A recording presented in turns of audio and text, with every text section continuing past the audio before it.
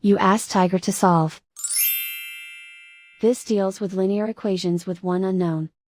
The final result is r equals 3/2. Let's solve it step by step.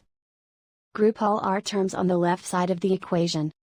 Subtract 2r from both sides. Group like terms. Simplify the arithmetic.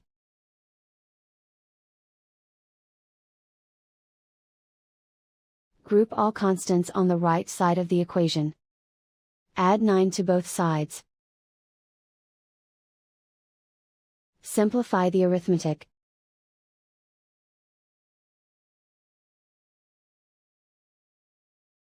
Isolate the r. Divide both sides by 6. Simplify the fraction. Find the greatest common factor of the numerator and denominator. Factor out and cancel the greatest common factor.